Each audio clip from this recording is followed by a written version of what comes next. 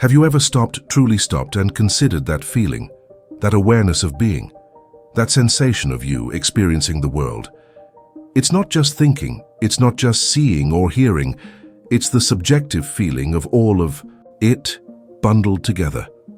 It's the redness of a ripe tomato, the chilling bite of a winter wind, the ache of a long-forgotten memory. This is what we call consciousness, and it's perhaps the biggest mystery facing science today. It's a question that's plagued philosophers for centuries, and now scientists are joining the quest, armed with new tools and perspectives. We're no longer just pondering what it means to be conscious, but how a collection of cells, however complex, can generate this inner private world. We are talking about subjective experience. Think about it. You and I can both look at the same painting, perhaps a vibrant sunset over a calm ocean. We can both agree on the colors, the oranges, the purples, the deep blues. We can talk about the brushstrokes, the composition, the artist's technique. But can you truly know what it feels like for me to see that sunset? Can I ever truly know your internal experience, that raw, immediate feeling? That's what philosophers call qualia, the redness of red for you, the sweetness of sugar for you. It's the what it is likeness of experience. And that, my friend, is the heart of what some call the hard problem of consciousness. Why hard? Well, we can understand, at least in principle, how a brain processes information. We can trace the pathways of light entering the eye, transforming into electrical signals, and reaching the visual cortex. We can even see, using tools like functional magnetic resonance imaging, fMRI, which, by the way, measures changes in blood flow in the brain to detect areas of activity. Which parts of the brain are lighting up when you look at that sunset? We are tracing the physical processes, but that doesn't tell us why or how those processes feel like something. It doesn't explain the emergence of that inner movie, that private experience. This is fundamentally different from, say, understanding how a car engine works. We can take it apart piece by piece and understand how each component contributes to the overall function. We can see the cause and effect. With consciousness, we have the effect, the subjective experience, but the chain of cause and effect leading to that subjective feeling remains profoundly elusive. And it's not just about being awake. Think about the difference between being wide awake, fully alert, versus being in a dreamless sleep.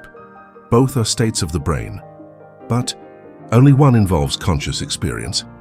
Then there are states in between, the drowsy feeling as you drift off, the altered states induced by anesthesia, or even the focused state of deep meditation. Each represents a different level of consciousness, a different way of experiencing, or not experiencing the world. We also have different kinds of consciousness. There's the basic awareness of your surroundings, knowing that you're sitting in a chair, listening to this, perhaps feeling the warmth of a cup of coffee in your hand. That's phenomenal consciousness, the raw feeling of being. Then there's the ability to think about that awareness, to report on it, to use it in planning and decision-making. That's access consciousness. We can say, I see a red apple, and then decide whether or not to eat it. The seeing, the qualia, is the phenomenal. The report and action is the access. And then, perhaps most intriguing of all, there's self-awareness, the recognition of yourself as an individual, separate from the world around you. The understanding that you are the one experiencing, that you have thoughts and feelings, and even further, there's metacognition. That's being aware of your own thinking processes, thinking about your thinking. So, how do we even begin to tackle such a colossal mystery? Well, scientists and philosophers have proposed a wide range of theories, each with its own strengths and weaknesses. Let's start by exploring some of the neurobiological approaches. One prominent idea is called the global workspace theory. Imagine a theater. On stage, various actors, representing different pieces of sensory information, sights, sounds, smells, etc., compete for the spotlight. Only the actors illuminated by the spotlight are broadcast to the entire audience, the rest of the brain. In this analogy, the spotlight represents attention and the audience represents global availability of information. The theory suggests that consciousness arises when information becomes globally available in this workspace, allowing it to be accessed and used by various cognitive systems. It's not just that the information is present in the brain, it's that it's broadcast in a way that makes it accessible for things like planning, decision-making, and verbal report. Another fascinating theory is called integrated information theory, or IIT. This one gets a bit more mathematical, but the basic idea is that consciousness is directly related to the amount of integrated information within a system. What does that mean? Well, imagine a simple light switch. It has two states, on or off. It can represent one bit of information. Now imagine a complex network like the human brain with billions of neurons, each connected to thousands of others. The amount of information that network can represent is vastly greater. But it's not just about the amount of information, it's about how integrated it is. If the network were just a collection of independent light switches, it wouldn't be conscious, according to IIT. The information needs to be interconnected and interdependent, so that the state of one part of the system has a meaningful impact on the state of other parts. The more integrated the information, the higher the level of consciousness. The theory is still highly debated. Then we have the search for what are called the neural correlates of consciousness, or NCCs. This is a more direct approach, trying to pinpoint the specific brain activity that correlates with conscious experience. Scientists use techniques like electroencephalography, EEG, which measures electrical activity in the brain using electrodes placed on the scalp, and the previously mentioned fMRI to see which areas of the brain light up when someone is experiencing something specific, like looking at a picture, feeling pain, or making a decision. The hope is to identify the minimal set of neural events that are necessary and sufficient for a specific conscious experience. It's like trying to find the specific wires in a car that are responsible for turning on the headlights. It's important to note the word correlate here. Correlation isn't causation. Just because a brain area lights up when we see red does not prove that area generates the experience of red. Moving beyond purely neurobiological explanations, we have cognitive theories. One prominent group is called higher-order theories. These theories propose that consciousness involves a two-step process. First, you have a lower-order mental state like a sensory perception, for example, seeing that red apple. But that in itself isn't enough for conscious awareness. You need a higher-order mental state that represents that lower-order state. In other words, you need to be aware that you are seeing the apple. It's not enough to just see it. You need to be conscious of seeing it. Then there are attentional theories, which emphasize the crucial role of attention in shaping conscious experience. The basic idea is that what we're not attending to, we're not conscious of. Think about driving a familiar route. You might be on autopilot, your mind wandering, and suddenly you arrive at your destination with little or no conscious recollection of the journey. You were processing the sensory information. You saw the road, the other cars, the traffic lights, but you weren't fully attending to it, and therefore it didn't fully enter your conscious awareness. Attention acts as a kind of filter, selecting what information gets to be part of our subjective experience. And then, of course, we have to consider the philosophical perspectives, some of which have been around for thousands of years. Dualism, for example, is the idea that the mind and the body are fundamentally distinct substances. The mind, and therefore consciousness, is non-physical, somehow separate from the physical workings of the brain. This view was famously championed by René Descartes with his "I think, therefore I am." This creates what's called the mind-body problem. How can a non-physical mind interact with a physical body? Materialism, on the other hand, takes the opposite stance, claiming that everything, including consciousness, is ultimately physical. Consciousness, according to materialism, is simply a product of brain activity. There's no separate mind substance. This is the dominant view in neuroscience, although it doesn't solve the hard problem of explaining how physical activity gives rise to subjective experience. A related view is functionalism. Functionalists argue that what matters for consciousness is not what something is made of, but what it does. A conscious state is defined by its function, by the role it plays in the overall cognitive system.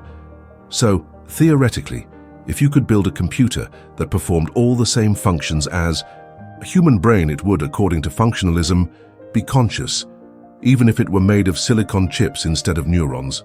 Then there are some more out-there theories. Panpsychism, for example, proposes that consciousness isn't unique to humans or even animals.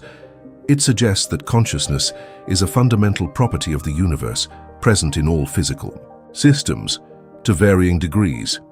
Even a single electron, according to some versions of panpsychism, has a tiny bit of consciousness.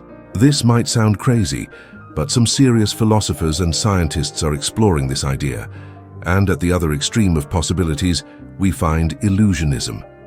This idea suggests that phenomenal consciousness, the experience of qualia, of what it is likeness, is some sort of elaborate illusion. This view doesn't deny that we have internal states and perform complex computations. It disputes that these states have the genuinely subjective, qualitative feel that we think they do. So how do we actually study this elusive phenomenon? We've already touched on some of the methods, like neuroimaging. But let's dig a little deeper. Neuroimaging, as we discussed, allows us to see which parts of the brain are active during different mental states. But it's not just about seeing which areas light up. Scientists are also looking at the patterns of activity, the way different brain regions communicate with each other.